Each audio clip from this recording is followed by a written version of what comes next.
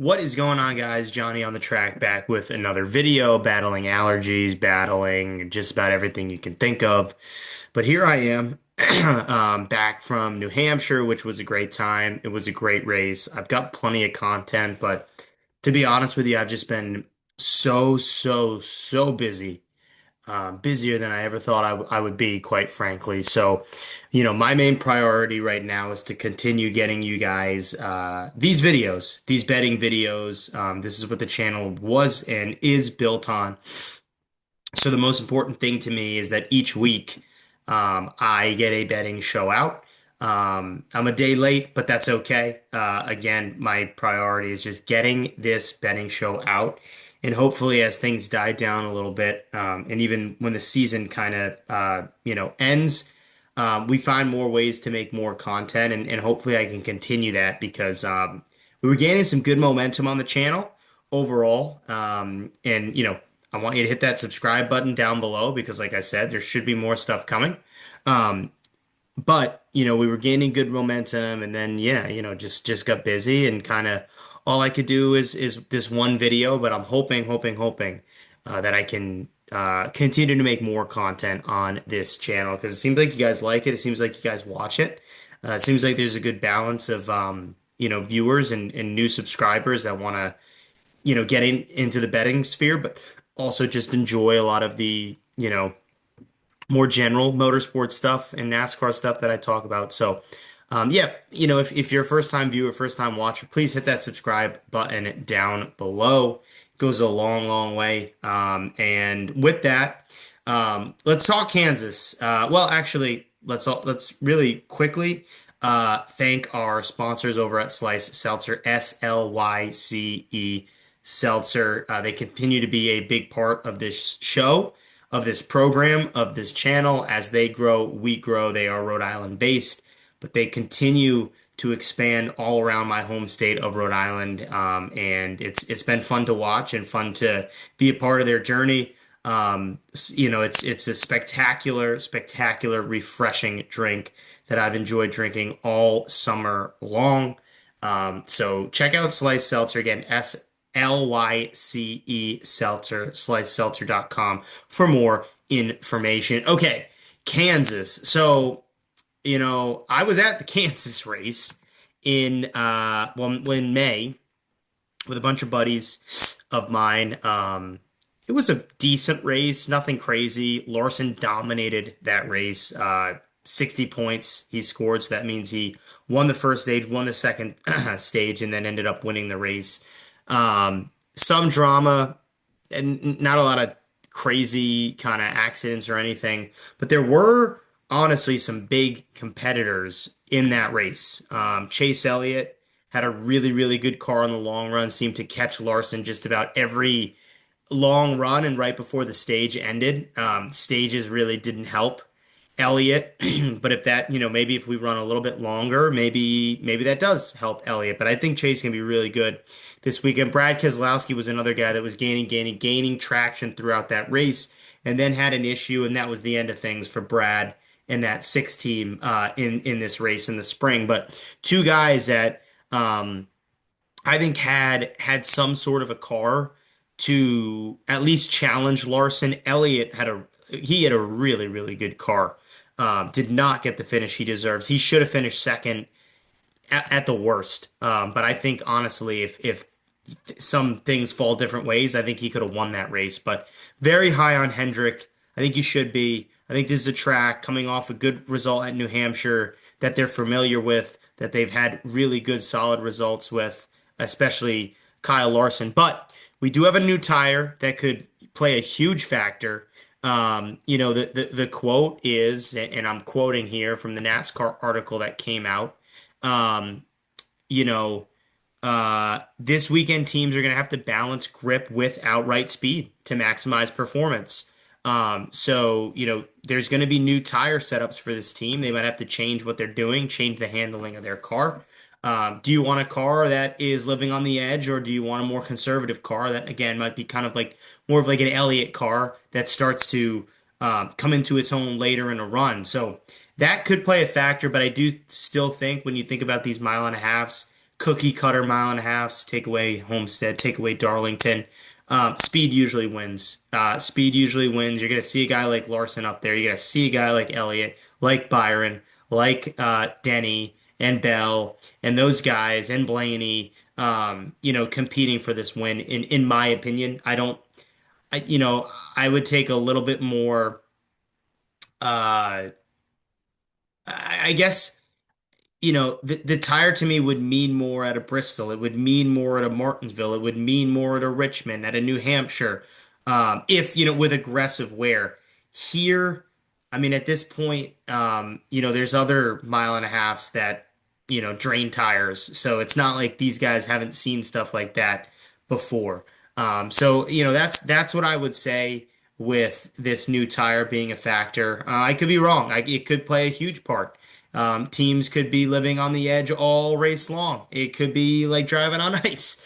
But in my opinion, I think speed is going to net out and win in this race. So obviously, you got to be high on Larson, and I am. But overall, I can't take the number. I think it's around 4-1. I'm seeing even like 3.5-1 in some instances. Let's see what I can get the most up to date. 3.7, so plus 370 on Rhode Island, or sorry, DraftKings Sportsbook. So he's just a huge favorite, and rightfully so. He's going to be good. But I would suggest more live betting Larson or perhaps waiting for a slip up in qualifying if it happens. And I would try to get him close to that 5-1 number overall would be, what I would look for. Chase Elliott, I mentioned, I like Chase Elliott a lot in this spot. 13-1 on DraftKings. I saw him at 12-1 on Rhode Island. I would take both those numbers. I think Chase, again, has kind of his back against the wall. A track where he's had success at, a track where he had a really, really good car. I think there's one or two little small things that they can tweak and adjust to make that car as good, if not better, than Larson's. I think overall Chase Elliott is going to come in with a hot rod for Sunday's race at Kansas. And even if there's tire wear, I'm okay with Chase Elliott, being a guy that can adapt, can adjust in the tire wear sense of things. So to me, 13-1 for Chase Elliott is a great bet to get him at. I'm high on him. You look like he's around like the Ross Chastain number at 14-1. I'm not taking Ross at 14-1. I'm not doing it. He's only got the one win this year. I know it was at Charlotte, a similar track, but that was the Coke 600, a long endurance race. This is a shorter race, 200 miles shorter than that. So to me, right in Elliott's wheelhouse, I think he brings a good car. I think he's going to be a heck of a challenger up top. Joey Logano is another guy I'm looking at, and I'm looking at him more in the sense of maybe like a top five would be a play that I would look at for Logano. He is 14-1 for an outright. I have a feeling he's going to be really good here. I think all the focus, the 12 team won last week at New Hampshire. I think the focus will shift to the 22 team.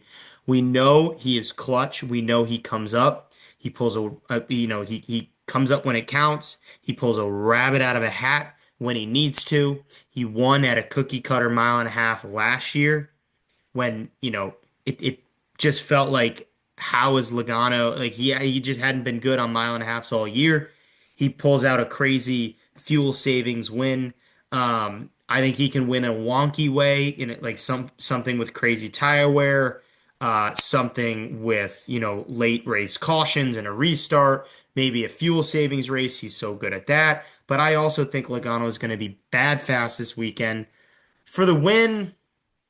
I don't know. I more would like him for a top five, for a top Ford. I think he's going to be, battling with a Keselowski, with a Busher, Blaney. I don't really know what he'll end up doing this race, but again, I think overall Penske would rather see Logano win at this point than see Blaney win again. So let's keep that in mind when we're betting, Blaney or Ford in general. But I really like Logano. I'm high on him this weekend. Brad Keselowski, another guy. I mean, I mentioned he had a great car in the first Kansas race. I have bet on his money line a lot this year, and it hasn't worked out. Um, but for a top 10, he's right around plus money. He's plus 130 for a top 10. I think if nothing goes terribly wrong for him, that's the bet of the weekend. Plus 130 for an RFK Ford that he just, that team's been good at the mile and a half, from Priest, from Busher to Brad. If tire wear comes into play, I like Brad in that spot. I think he can adjust. I think he'll be just fine. But that base car that they brought was a top three car at Kansas in the spring. Weather probably will be pretty similar based on spring and fall time in Kansas. So overall, to me, I really like Brad in this spot for a top 10 plus 130. Just so much value on that bet, in my opinion, for Brad Keselowski. Again, I'm not gonna look for the top five and the top three just yet. I'm gonna look for the top 10. It's plus money. It's plus 130 for a top three car that we saw back in the spring. So Keselowski got to be on your card. Has to be on your card now, and maybe more after practice and qualifying. One more bet I'm going to give out is Zane Smith. Top 10 plus 650 is the number I'm seeing at this moment for Zane. Shop around though. You might be able to get a better number for Zane Smith. Let's see if I can, because I don't see it on Action. Or sorry, I don't see it on DraftKings. So let's see if I can find it on Action. Top 10. Zane Smith. Zane Smith. Plus 600. So yeah, right around plus 650. Why Zane Smith? Okay. This year, he has been the most consistent on mile and a half tracks. I thought I had it up. Let me get it up quickly. Let me run through his results on mile and a halves this year. He has only two or four top tens, it looks like. Atlanta, mile and a half, super speedway, but still. Um, Bristol, Michigan, and Phoenix are his top tens. But let me point out his true mile and a half and I'm going to put Nashville in there as well. 11th at Homestead, 12th at Darlington, 16th and 17th at Texas and Kansas, 13th at Nashville, 13th at Darlington. So, like, this guy's been around 13th place, 15th place, like hovering around a top 10. He hasn't gotten a top 10 on one of these mile and a halves yet, but again, he had an 11th at Atlanta and a 7th at Atlanta. And last year, in this very playoff race, was where he got his first top 10 on a true cookie cutter mile and a half. It came at Kansas. He scored a 10th place finish. Yes, it was a little wild. Yes, it was a little wonky, but that is a result that he had. He also has had success on this track. He's won here in trucks. He's always ran well here in the truck series. Second place, third place, first place, seventh place. Just a lot of good results. Ninth place. I'm just looking. He's never finished outside the top 10 at Kansas in the truck series. So, again, this is a guy that has experience running well here in a lower series, had a top 10 at this very race last year, and has gotten better and better and better and better this year on the mile and a half tracks. It's where he's been consistent. He hasn't caused a lot of trouble, hasn't been in a lot of trouble. I think, again, if tire wear comes into play and gets a little wonky, like, why not a Zane Smith top 10 for plus 650, coupled with the information that I just gave you? So to me, it's a big play. It's sort of a Hail Mary play, but plus 650 for a guy that's been on the verge of a top 10 at a mile and a half, I think is a good bet. So again, Larson, my recommendation to you would be to wait to live bet to see if he slips up in practice and qualifying. Elliott, I will place the money line. Logano, I'm looking at a top five. I'm looking at a top 10. I'm looking at a top four. Kesey, I'm looking at plus 130 to take that bet. Zane Smith, plus 650 for the top 10. And overall, if I had to give you a manufacturer to win this thing, I'm going to go with Chevy. I think overall, one of those Hendrick Motorsports guys are going to come out on top, whether it be Byron, Elliott, or Larson. Hey, maybe even Bowman as well. But those are the bets I'm going to give you right now at this moment. As always, Johnny on the track on Action Network. As always, Johnny on the track or at JOTT_podcast on X. I apologize for my voice. My nose is completely stuffed up. But again, I'm going to sit in front of you. I'm going to give you some bets, and we're going to try to win some money. Please subscribe. Please, please, please, if you love motorsports content, please hit that like button down below if you enjoyed what you're watching. Want to know what you guys think? Put your thoughts, your bets in the comment section down below. Who you're targeting, who are you going after, who are you looking at? Comment section down below. And one more time, I just said it, I'll say it again. Let's go win some money. We'll see you next time.